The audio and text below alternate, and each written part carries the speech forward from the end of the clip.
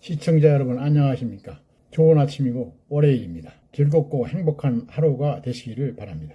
오늘은 북한의 가짜 뉴스를 차단하라 라는 제목으로 말씀을 드리겠습니다. 우리 군이 한반도 유사시 혼란을 야기할 목적의 가짜 뉴스가 유포되는 상황에 대비하기 위한 범정부 차원의 회의를 지난 23일 사상 처음으로 열었다고 합니다. 전시의 허위 정보가 확산될 경우 이를 어떻게 차단하고 정확한 정보를 전달할지 범정부적 협조체계 구축을 시작한 것입니다. 지난날 윤석열 대통령이 하와이에 있는 미국의 인도태평양 사령부를 방문해 작전 현황 브리핑을 받았을 때 세뮤얼 퍼파로 인도태평양 사령관이 제일 먼저 꺼낸 주제가 바로 가짜뉴스였다고 합니다. 미군은 당시 브리핑에서 세계 각 지역에서 어떤 허위 정보가 유포전이 벌어지고 있으며 어떻게 대응해야 하는지 상세히 설명한 것으로 알려졌습니다. 전시에 북한이 퍼뜨릴 것으로 예상되는 1번 가짜뉴스는 역시 군 최고 수뇌부에 관한 사안입니다.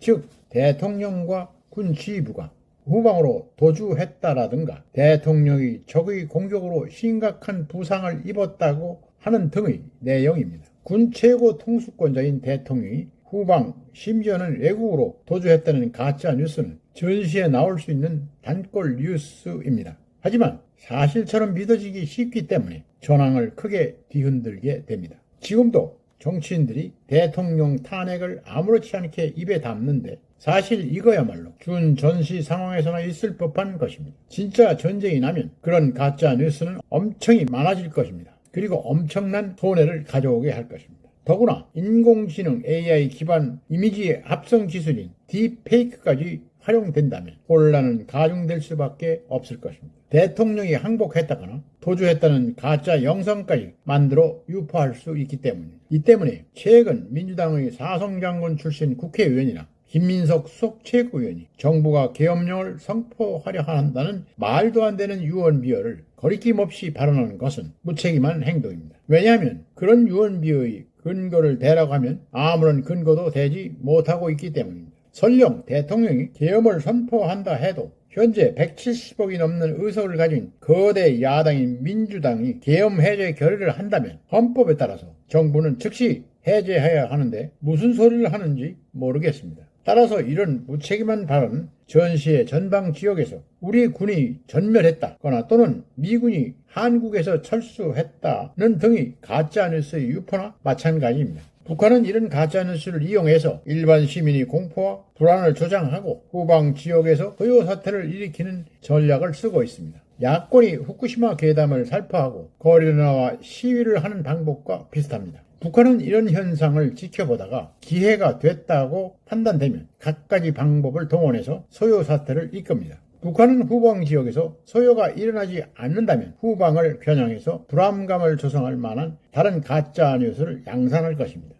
이를테면 원자력 발전소가 있는 후방 지역을 북한군이 점령했다든가 후방 지역에서 북한에 동조하는 반란이 일어났다는 식의 소문을 퍼뜨리는 것입니다. 그런데 더 큰 문제는 이러한 가짜뉴스가 퍼지면 사실규명이 안 된다는 점입니다. 예컨대 북한과 전쟁이 일어난다면 일본에 있는 유엔사의 후방기지 역할이 중요한데 일본 정부가 한국을 돕는데 비협조적이라는 식의 허위 정보가 나올 수 있습니다. 이 가짜뉴스를 즉시 사실규명한다는 것은 대단히 어렵습니다. 우리 역사에서 전시에 가짜뉴스가 사실처럼 받아들여진 경우는 종종 있었습니다. 이승만 전 대통령이 6.25 전쟁 당시 라디오 방송을 통해서 서울은 안전하니 생업에 종사하라고 당부하고 혼자 서울을 탈출한 뒤 한강 다리를 폭파했다는 얘기가 대표적입니다.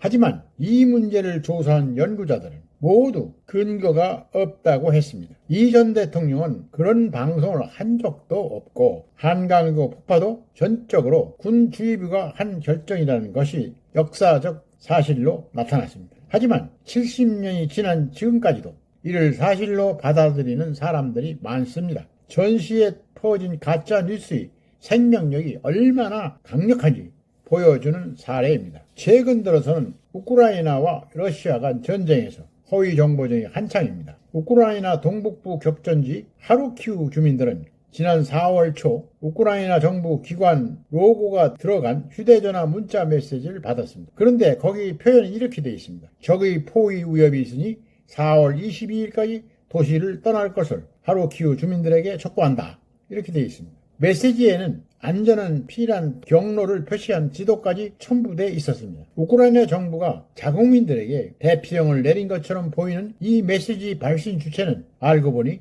러시아군이었습니다. 러시아군이 하루키우 점령에 나서기 전에 주민 동요를 야기하고 우크라이나 군 사기를 떨어뜨리기 위해서 허위 정보를 퍼뜨린 것입니다. 하나같이 허투루 들어서는 안 될 내용들입니다. 오늘은 여기까지입니다. 감사합니다.